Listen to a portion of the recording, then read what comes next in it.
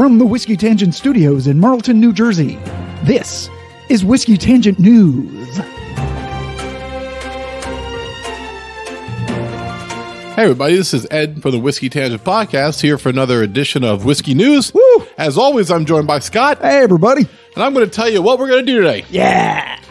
On today's Whiskey News, we'll be talking about industry news, of course, sports and entertainment, go Phillies, go Eagles. Oh yeah.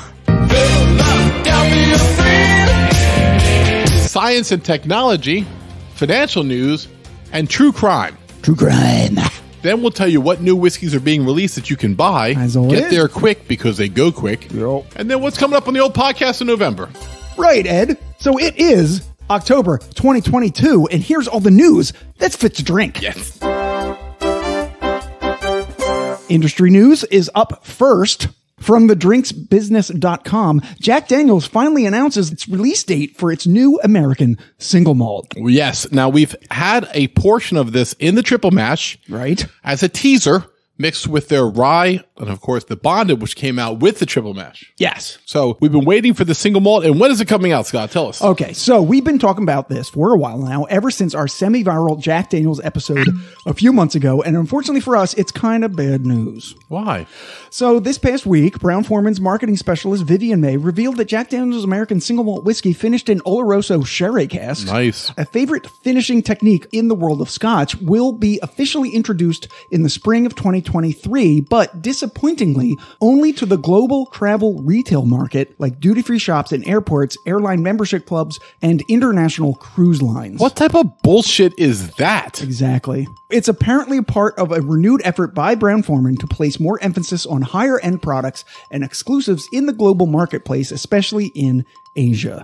So, what type of what the wait, what? It's still bullshit. I totally agree. So Ed's going to pour more whiskey. This is the whiskey we made in our own barrel. Oh, yeah. Jack Daniels can't stop me from drinking that, can they, Scott? No, they cannot. So, all right. What I'm thinking is they'll eventually trickle it down to us. I think this is the way they're introducing it. I think they're butthurt by Crown Royal becoming the most popular whiskey in America for a year. And they said, well, we're going to go and get our brand out there. And they think that single malt might be more approachable where Scotch is popular. Yes. And I understand the mentality, but like, why would you shit on your home market? I say make enough for us and make enough for them. You know, they think they're like ready to go to the Oscars. All right, good for you. I totally agree. Like, I want to drink this. We've been talking about it for a while. They should give us some. I have to actually fly overseas to get a goddamn bottle of Jack Daniels Single Malt? Yeah, that's kind of what it is. All right. If that's what I have to do. Twist my arm. Where's the shortest? Let's go to Jamaica then. Whiskey Tangent, Jamaica, everybody. Well, we might go to Honduras. That's right. We're supposed to go to Honduras next year. Damn. All right, Jack Daniels, we got you, man. We'll get it on the fly, bro. Thanks, Marty and Rachel. Yeah, we're going to go to Honduras and we're going to get some Jack Daniels Single Malt. And it better not suck after all this. Trust me, when we get back here and we have electricity again. Wait, they have electricity in Honduras? Oh, they do now, right? Unless a hurricane is like decimated. So when we get back here, if it sucks, we'll let you know. Okay, so the next story is from potstill.com. Jameson releases their first single pot still Irish whiskey in decades. Jameson has announced a new core expression to join the Jameson family, the Jameson Single Pot Still Irish Whiskey, the type of whiskey that Jameson had been before transitioning to a blended whiskey in the late 1960s. According to Irish Distillers, Jameson's parent company, this expression, quote, celebrates the traditional style of Irish whiskey after which it is named. Jameson Single Pot Still is a throwback to an era when Irish whiskey reigned supreme. Mm-hmm. The new whiskey is made from malted and unmalted barley, triple distilled, then matured in ex-bourbon and ex-sherry cask from Antonio Paez Labato in Jerez de la Frontera, Spain, while also introducing the subtle flavor contributions of 3 different types of virgin charred oak barrels, American, European, American, European, and Irish, which has yielded a silky texture and notes of dark chocolate, spicy toffee, and ground cinnamon, with hints of grated ginger and orange peel, bottled at 92 proof and priced at about $60. 92? 92. Wow. I love the fact that it's got some teeth to it. Yeah. $60 per 700 milliliter bottle. It's a permanent addition to their core lineup. And why liqueur? To their core lineup. Oh, I thought you said the liqueur lineup. A liqueur? It sounds like an Irish whiskey to me. So it's not yet available in the United States. It's only available in Ireland, United Kingdom, Dublin Airport, and Jameson. Got it. Online. So if we fly to Ireland right now, we can get that and the Jack Daniels Single Malt. Problem solved. We're going to Ireland. Bro, you're speaking my language. We're going to Ireland. We might as well tour the Jameson plant while we're there. We'll go to Guinness too. Why not? Oh, why not? Yeah. Top of the morning, everybody. All right, so the next... All right, hold up. We're going to take a break while we book plane tickets. Oh, no. All right, we can do it later. Never mind. Go ahead. From uprocks.com, Pappy Van Winkle is back, and this time, there's more to go around. No, stop it. That's what they're saying. On October 4th, the Buffalo Trace Distillery announced the 2022 annual release of all 6 expressions in the Van Winkle lineup. This year's release marks the 20th anniversary of Sazerac moving the brand's distilling duties to Buffalo Trace, meaning that the 20-year Pappy is pretty much now only sourced from the new distillery, as the classic stock from the old Stitzel-Weller distillery is almost gone.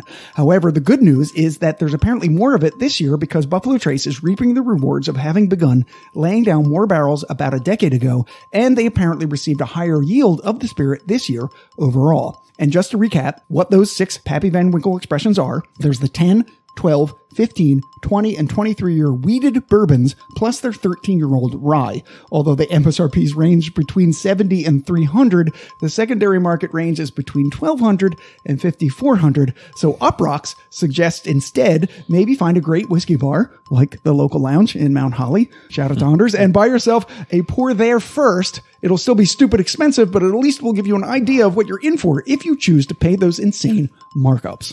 So Scott and I, we went to see, it's actually a lot of fun. I don't care if you judge us or not. We saw an Ozzy Osbourne cover band called The Land of Oz. Yeah. And 2 Z's. It's in the middle of nowhere, this town in New Jersey called Vineland. And there's this great restaurant, Dakota Prime. It's a steakhouse in the middle of nowhere, stuck in a Ramada Inn. You can't be more interior South Jersey than Vineland. Yeah. So we're in a Ramada. I mean, I can't believe I'm even saying this with a straight face. And they have sushi there too. And their sushi was spectacular. And we had aged ribeyes. Like the steak was amazing. Yeah. And before we sat down to dinner, we were in this like nice wood panel bar, and they had Pappy 10 for $85 a drink. We don't know if that's an ounce or if it was for 2 ounces, but he said a shot. A shot, right? Which would be 1.5 ounces. Yeah. Yeah. So just saying that even in the middle of nowhere, you can come across a Pappy. If you're wondering if we ordered it, we did not. No. And the faces of the people that were around us when we asked it and then we got the actual price, they were like, what the fuck? $85 for what? Because they're drinking all Coors Light and Jack but just Daniels. For the record, $85 for what Pappy's is right now in America is not bad. I was drinking Eagle Rare for like $12, and Scott, what were you had drinking Bullet Rye. Yeah, Bullet Rye, and you had one thing up, didn't you? I forget. Oh, the Japanese. Did I? Yeah, you got the Yamakasi. Help me out. Yamazaki. Yeah, why are you making me say it when you know I can't? I don't know. I don't remember. Yeah, so for like $20. We saw Ozzy. It was amazing. Yeah. If you can see Land of Oz, they have this like 24-year-old phenom guitar player to shred it, and the lead singer looks like Ozzy plodding all over the stage. It was awesome. We had a really good time. But the point of the whole thing was that we found Pappy's in the middle of this nowhere, this hotel bar in Vineland, New Jersey. Extremely surprised to see it there. Yeah, yeah. So the last item that we have in industry news is from JustDrinks.com. Teeling's whiskey remains silent about possible Bacardi takeover. What? Yeah. That's not good. I don't like that.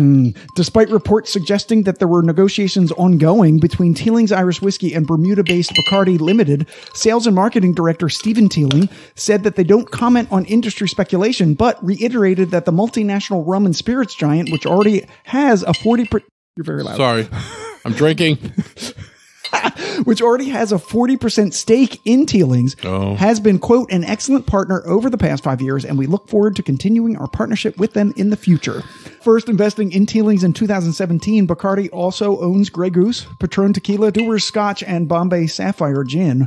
And with Teeling's now selling around 1.5 million bottles of whiskey per year and having already become one of the top 10 selling Irish whiskey brands in the United States, if a deal is reached, it will be the latest in a flurry of mergers and acquisitions in the Irish whiskey category, the growth of which is forecast to outpace all other whiskey segments between now and 2026, as we highlighted in this past spring's Irish Fest episode number 53. It just sounds terrible. Like when the Bacardi rum says, let's take over this great Irish whiskey, it makes me sad. Teelings, we came across them. They're rum finished. It was the first one we saw. I honestly haven't tasted any other Teelings. And that's completely because of the rum finish being so delicious.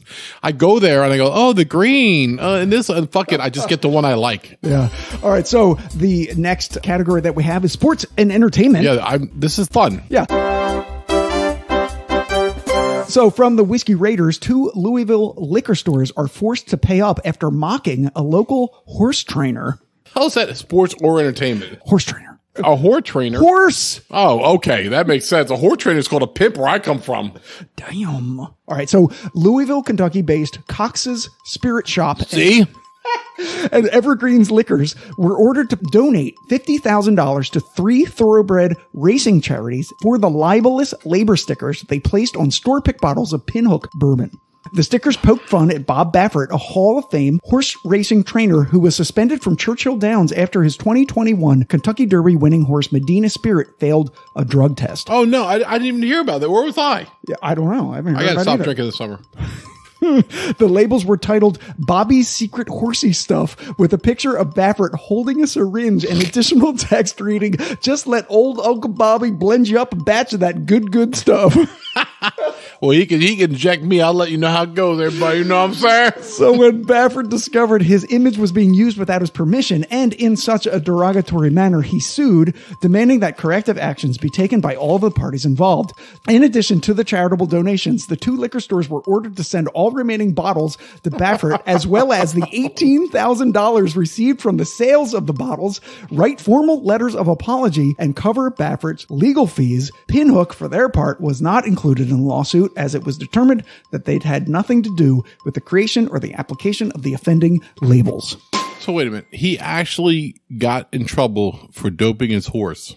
And then they mocked him for doping his horse. Yes. And then he sued because they made fun of him for doping his horse and they had to pay him? Yes. Wow, that sounds completely fucked up. Here's the thing. If they had not included his image on the label, he would have had no case. And that's the mistake that they had made. Because sure, you can make fun of everybody who's in the public domain, but you can't use their likeness. Right, watch. Bob Baffert, you doping bitch. Right. You cheater. Oh, shit. Now we're getting sued. Well, Bob Baffert... I don't understand because let's be honest, we only watch horse racing like once a year. Right. And Bob Baffert's that white hair guy with glasses. I mean, who isn't? Who's that weird artist from the 70s? I know what you're talking about. The one that did the Campbell soup cans. Yeah. Right. So, but Bob Baffert's always there. He always looks like kind of like overwhelmed, but yet he wins like every 4 years. Andy Warhol. Andy Warhol, right. Like Bob Baffert's gay cousin is Andy Warhol. Wow. Am I wrong? No, nothing I said is wrong. No, that's probably pretty close. Right. So if Bob Baffert was gay, he'd be Andy Warhol, but he's not, so don't sue me. Wow. Okay. I don't think we can get sued in any of that. I mean... Yeah, we'll talk to our lawyers. If we get sued, it will just hype us up. So from Thrillist.com, Macallan announces new line of James Bond inspired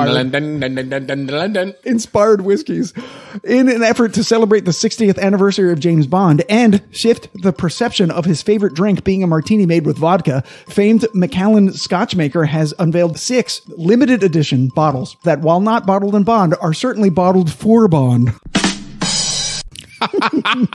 In fact, so themed is the collection that its price of $1,007 contains a nod to the famous spy's code number 1007. What'd you say it was? If you buy all of them? If you buy all of them. Oh, 6 bottles? Yeah. 6 bottles of Macallan Scotch. That's pretty expensive, though. It is.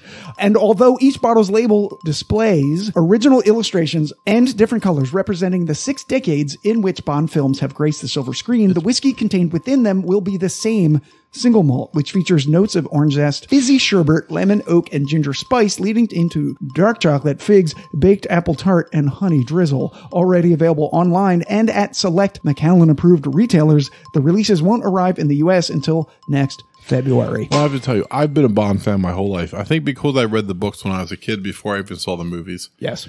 And you know the inspiration for James Bond? Yeah, I do. Christopher Lee. The actor who was in Lord of the Rings, among a lot of other stuff, including Dracula, right? Horror movies and Star Wars. And so Christopher Lee was a cousin of Ian Fleming and a like special forces guy in World War II for the British. Yeah, it's really cool. Yeah, so he told like his cousin Ian Fleming all the stories about it, and so he kind of patterned part of the character of James Bond on Christopher Lee, which is, I think, badass. It's cool. So what's your favorite Bond movie?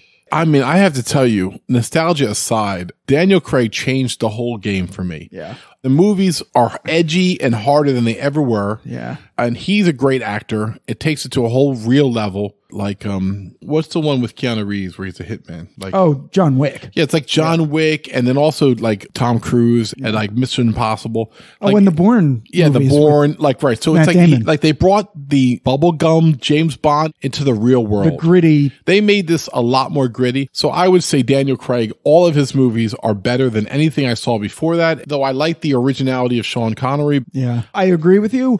And I'm surprised that I agree with you on this because we usually don't agree that much on this. We have debates, you know. On like media stuff, we tend to separate a bit. Yeah, but I agree with your entire premise because when we were kids, Roger Moore was sort of like he was cartoonish. So cartoonish. Like, yeah. He never missed a shot. He never fell. His hair was always perfect. Yeah, and Sean Connery, while cool as he was just like our parents' James Bond. Yeah, yeah. And then when Daniel Craig came on the scene and like Casino Royale is a fucking brilliant film. I think we had given up on Bond for a little bit, and then when he came, we're like, wait a minute, this is a real movie. Yeah. Pierce Brosnan was like the dark years, even though he's great at He's awesome. Yeah. And he's what Bond should be. I was just tired by then. I'm like, there we are again. Like a beautiful British guy with beautiful women who never fails. But Daniel Craig failed a lot. He scraped his knees. And he wasn't perfect, and he had blonde hair, and he had like wrinkles, and like, he got hurt. Yeah. And I really enjoyed Adele's songs. Oh, Skyfall. And that's an amazing song. Billie Eilish in the last one, she did such a great job. She did a great job with that song. I'm not a huge fan of Billie Eilish, and just because of the way just because of the way she sings her songs, it's just not a thing that I like. I'm shutting your mic off right now. But that song, I really do actually like. She's so young, Scott. That's my point. Like, she hasn't even begun to have a career. Oh, I know. What is she, 22? Yeah, something like that. Yeah. My only goal at 22 was finding nachos. Like Billie Eilish, I worship her for what she's accomplished. When I was 22, I found all the nachos. I found them. I found them and I ate them. Yeah, Scott was fat in the 80s. I was. Fat Scott. And then he right. I don't know how he got thin.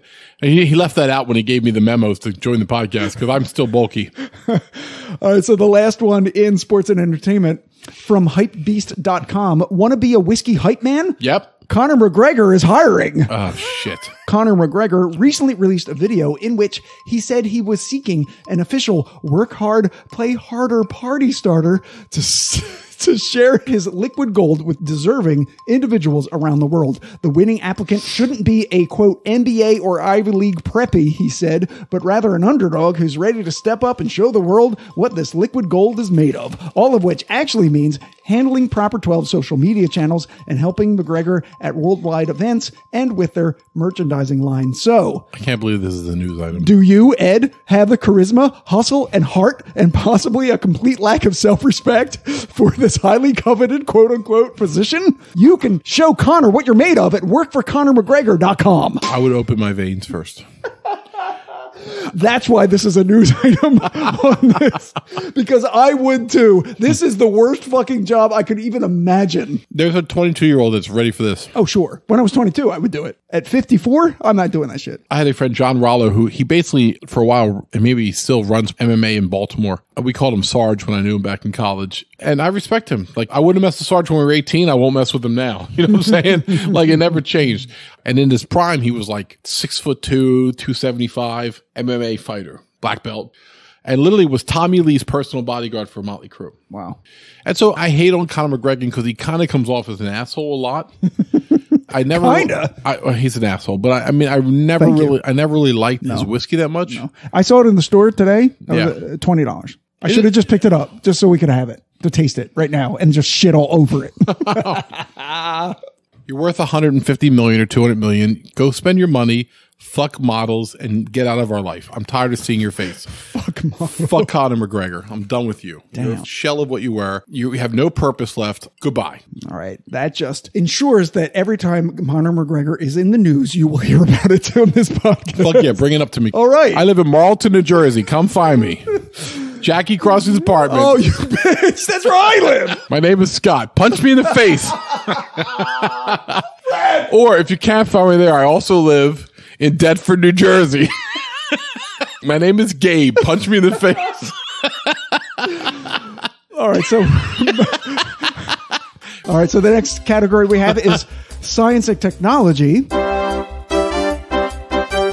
From newsmedical.net, increased risk for dementia found in people who abstain from alcohol. I saw that this week, and I drank more for it. No, you shouldn't. Oh, wait. All right. So in a recent paper published in the journal Addiction, researchers published their findings of an in-depth analysis to determine whether certain levels of alcohol consumption increase the risk of dementia. After analyzing data from 15 prospective epidemiological cohort studies conducted across 6 continents. That sounds impressive. Yeah, I'm impressed that I actually said it. That observe over 24,000 individuals with a mean age of 71.8 years. The researchers concluded that the risk of dementia was greater among alcohol abstainers than it was among occasional light to moderate and even moderate to heavy, like me and Ed, drinkers. However, they emphasized that their findings must be balanced against existing literature about the association between moderate alcohol use and poor brain health, cirrhosis, and cancer, and thus is not meant, Ed, to encourage an increase in alcohol consumption. Well, damn, I just drank a quarter bottle while you were talking. I didn't know that. You should have started with that. So wait, I can't drink more or can? We don't know. Yeah. I mean, you can drink more and it won't affect, apparently, your risk for dementia. Right. My brain's sharp as hell. But it still might affect your liver. So let me translate for you all. Okay. As I die of cirrhosis of the liver or cancer, my brain will be sharp as a tack. Right. You'll feel every moment of it. I'll be like, I'm so in the moment. I'm doing like Sudoku while I'm dying. Oh my God. What, Sudoku? I'm just kidding. I don't do Sudoku. Okay, so 2 more stories. Oh, yeah. And then we'll get to the new whiskeys. We're doing good. Yeah. So in financial news, from foodandwine.com, the world's oldest whiskey sold at auction for a price that might surprise you. I mean, oldest whiskey? Yeah. What gives whiskey its value? Clearly, things like quality and scarcity play a role. But with the world's most expensive scotches, the answer can be hard to pin down. In 2019, the world's most expensive standard-sized bottle of whiskey, a 60-year-old Macallan, sold for around $1.9 million. But in May 2022, a gigantic bottle filled with 440 bottles worth of 32-year-old Macallan was purchased for a mere $1.4 million. Oh, mere, yeah. Amir. We could have bought that, Scott. Why didn't you let me know it was up? I thought Amir was a man's name. Amir. Hello, Amir. Assalamu alaikum. Hello, my name is Amir. Is that racist? It's no. Oh, we just got canceled. All right, so I suppose an argument could be made that a 60-year-old scotch is just that much better than a 32-year-old scotch, but more than 444 bottles of it? Well, a sale announced this month confounds the issue even further. The world's longest aged scotch ever auctioned, the 81-year-old Macallan Reach, was sold in London for just $340,000, falling significantly short of the aforementioned single bottle record despite resting in a specially created bronze statue and all of the proceeds benefiting a charity, and with the inclusion of a private tasting experience at the Macallan estate. With an OK sign. And a handy. Right. Exactly. Coming from a single sherry seasoned oak cask, originally laid down during World War II, the bottle did, however, beat the previous auction record for the world's oldest whiskey set last October by the Gordon and MacPhail Generation's 80-year scotch, was sold for $193,000. Right, Isn't it weird? I mean, I'm just going to say, me and Scott really revolt against the high prices that old whiskey get because it's still just a bottle. $350,000, we're like, would you? Because it seems basically, I mean, I'm pretty buzzed now off of shit that we made ourselves. And what's the real point here? It's like, same reason you drive a Corvette.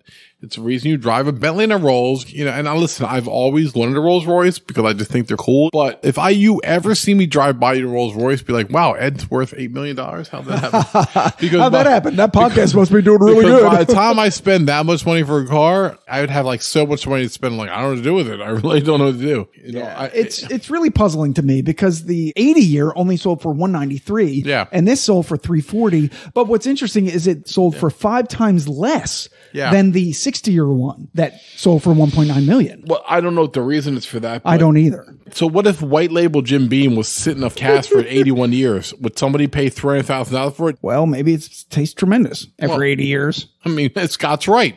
Like he normally is, everybody. Based on my... Based on my 30-plus years experience with him, he's normally right. I really consider myself a smart and accomplished person, but when I get into debates with Scott, I lose at about a rate of 82%. I get like 18% success rate, and I'm happy to have it. You're just saying that because you're guaranteeing that this will survive the edit of the podcast. All right, so one last story, and I think you're really going to enjoy this one. I've enjoyed all of them so far. I know. So, I don't know if the public has, but I have. All right, so this is true crime. From The Guardian UK. All right, and this is my title, not The Guardian's. Whiskey, War, and Whores.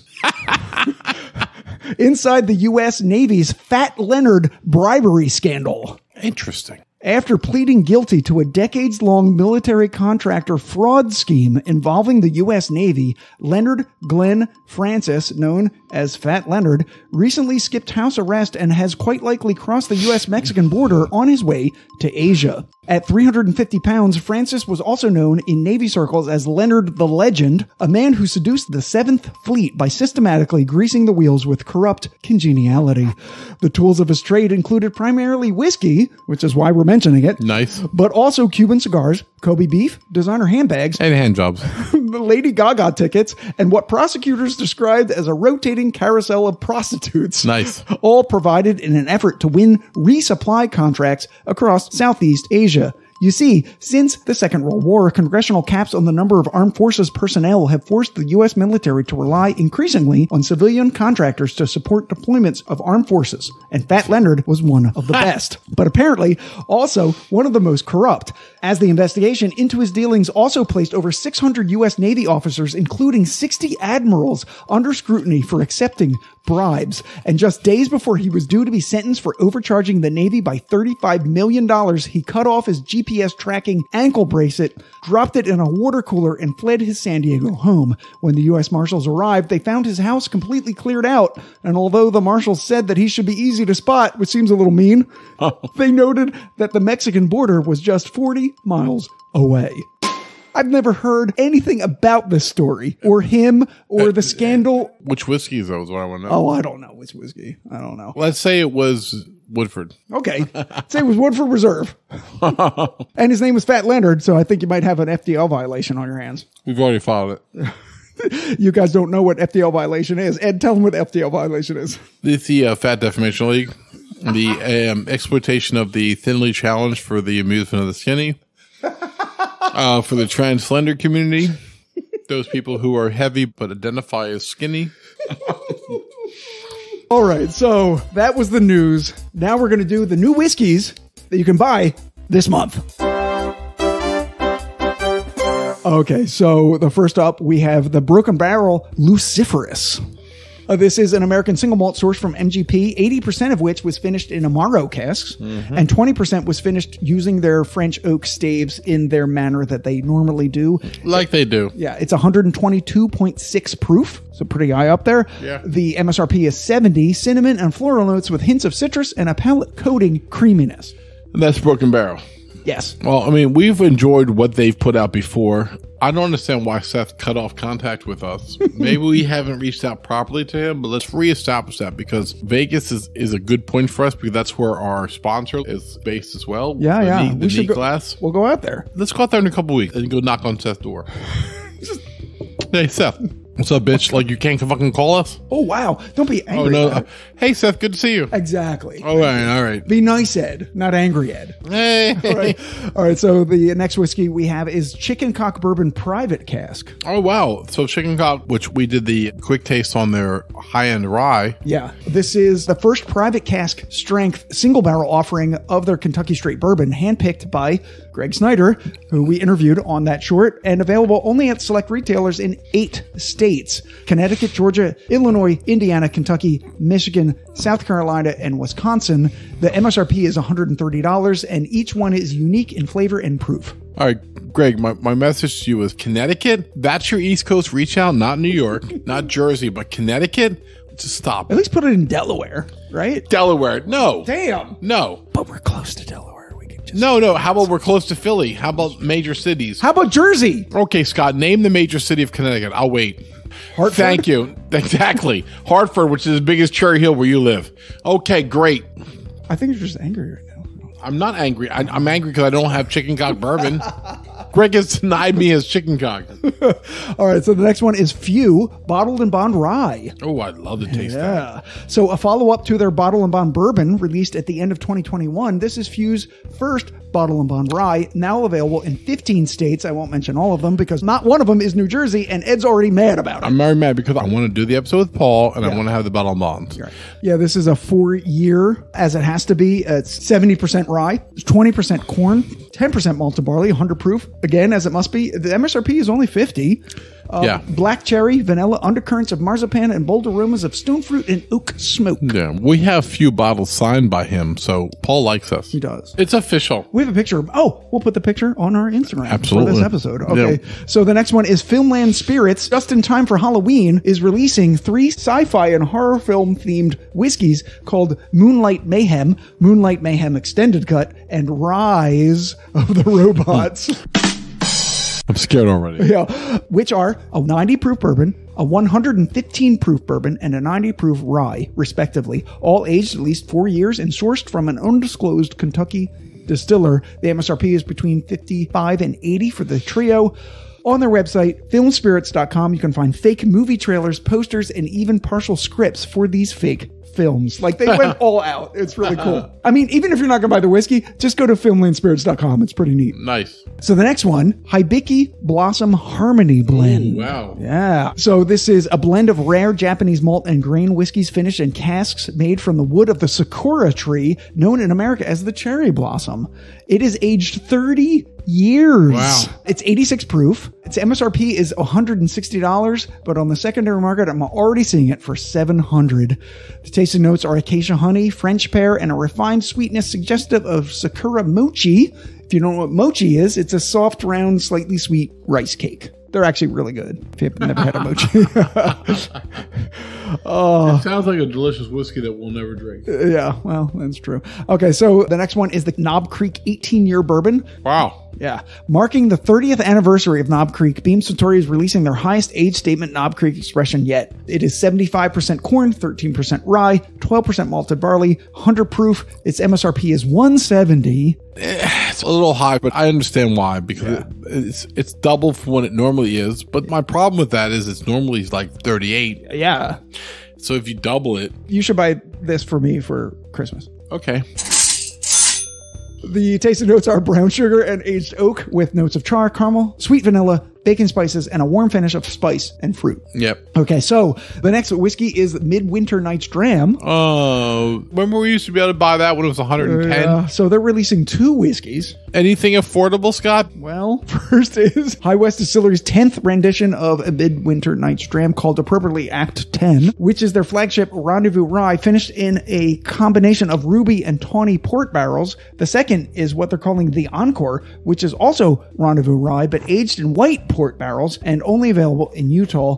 The proofs are 98.6 and 101.6 respectively. The MSRP is $150 for both. $150 for this? For what changed? It was $90. Then it was $99. Then it was $109. And then the next year it's $150? $150? For what? For what? I'm never buying you again. You can rot and die on the vine. Do you think I need you? We don't need you. I'll go to Four Roses, Heaven Hill. I'll go to Woodford. I don't need you. All right. So for the record, I really like Angry at Whiskey Ed. Yeah. I really like it. I don't know what you're doing over there in Utah. You know that I think your state is suspect already.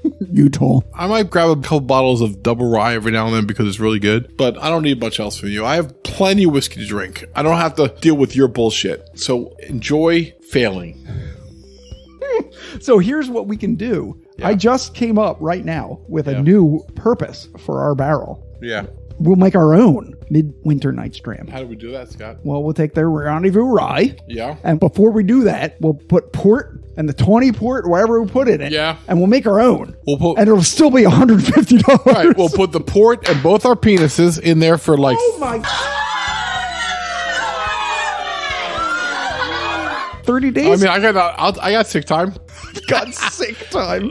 All right, we have to move on. That took a half an hour, literally, for one whiskey. Well, you'll cut that out because that was a lot of nonsense. That was a lot. The next whiskey is the Redemption Sir Lee, not Ed, as in Surly, because he's very surly right now. Really not. I'm actually incredibly calm because I have so much great whiskey to drink. I don't have to overpay. It's true. So this is part of the brand specialty series. This is the classic 95.5 MGP rye, but with a twist. So Sir Lee is named after a French winemaking technique that ferments new grain using the yeast and other residue left over from a previous fermentation. Basically, it's the equivalent in the whiskey world what we call a sour mash. Yeah. However, what Redemption did was instead of adding the sour mash portion to the fermentation process, it added it to the distilled whiskey entering the barrel. Wow. So this is 94 proof. The MSRP is 60. Dope. Butter, toasted marshmallow, maple, and nutmeg, all balanced with a lingering spicy finish. I'm all over that. I would love to try that. Why not? Right. All right, so there's two whiskeys that sort of have a similar theme. Okay. We have the Remus Gatsby Reserve Bourbon. Remus? Remus, George Remus. From MGP? Yes. Wow. So released to celebrate the 100th anniversary of the year's events depicted in F. Scott Fitzgerald's legendary novel, The Great Gatsby, for which George Remus was the inspiration for the title character. Wow. It's aged 15 years, 97.8 proof. The MSRP is $200. Wow. But the tasting notes are caramelized pecans, tobacco, candied fruit, maple syrup, leather, and cherry with a lingering finish of cinnamon, char, and oak. You know, I can't even get mad at MGP because they've given us so much over the years on the cheap. If they feel this is worth $200, it probably is worth $200. Not to me, though. I'm out. Yeah, I mean, 15 years, almost 100 proof. Yeah, I get it. Right. So the second one in this pair that I'm pairing them up with is Seelbach's Private Reserve. So Seelbach's is the name of a hotel in Louisville, Kentucky that opened in 1905, whose lobby and ballroom were the inspiration for the scenes in The Great Gatsby, and where George Remus and author F. Scott Fitzgerald met and became friends. Wow. Much more recently, bartender Adam Seeger created the Seelbach cocktail made with bourbon, triple sec, sparkling wine, and bitters. Finally, Seelbach is also the name of a whiskey company specializing in small batch blending, like barrel, craft spirits, and they created this whiskey to mimic the cocktail by finishing it independently in triple sec barrels and Pinot Meunier champagne. So it's 116.44 proof. The MSRP is 140. The flavor profile is dried mango and apricot, baking spices, black pepper, candied orange peel, and tobacco, finishing with cocoa, peach tea, and dried cherries. That's not crazy priced. It's incredible what you can get a barrel to be. Like, because triple sec, they don't make triple sec in barrels. What they do, though, is there's a company out there that will make barrels, and they will do what we did with our barrel. They will put triple sec in it to infuse it into the barrel, and then they're like, oh, well, we have a triple sec barrel. You want to age your whiskey in it? And then people are like, yeah, we'll fucking do that. We'll get barrels and just age shit in it. That's pretty impressive.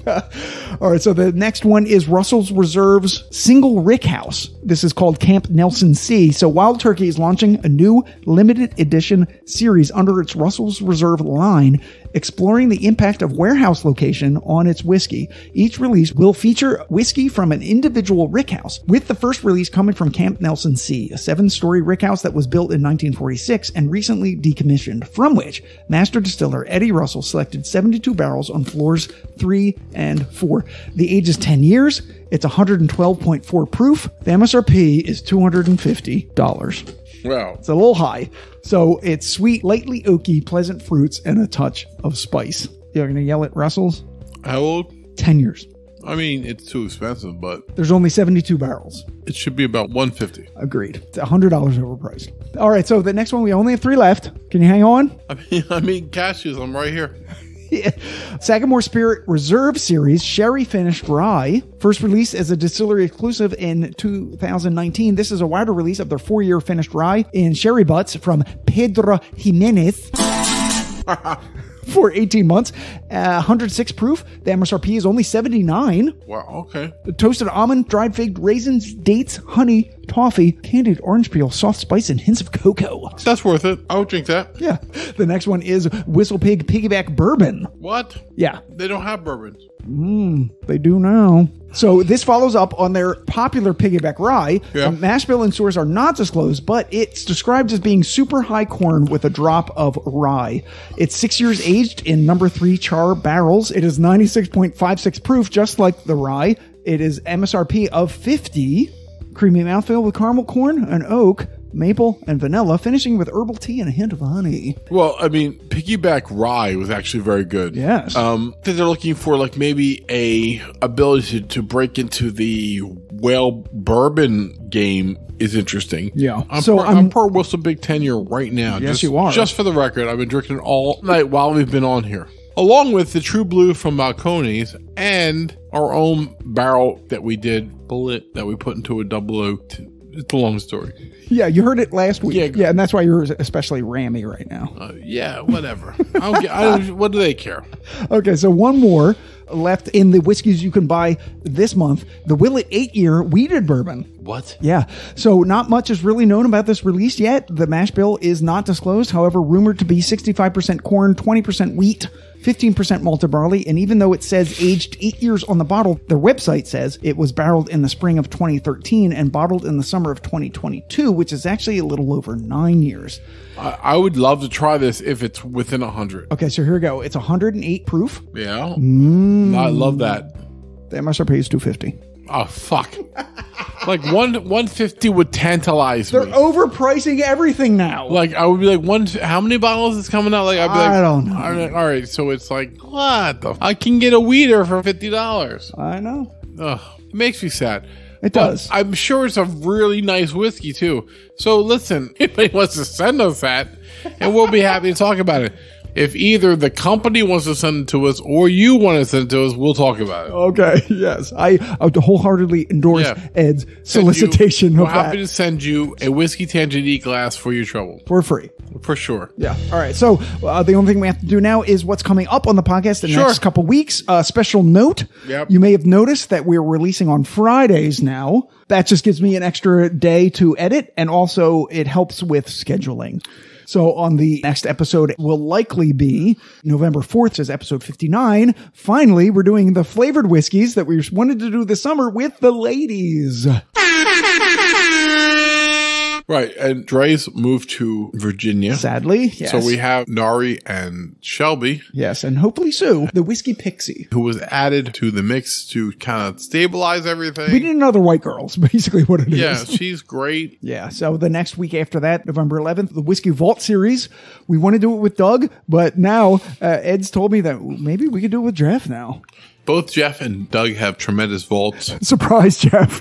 and Jeff's online about, no one will drink with me. So we will be happy to go down and drink. Jeff's vault's outstanding. Oh, yeah. He's got a lot of surprises in that vault. I know he does. Doug has also been in. Yes. He's been waiting for us. Yeah. We'll do it. We were scheduled to do it, and I had some health problems, and we had to put him on hold. And Doug has no patience. He's like, well, I don't know what you're talking about. What are we doing?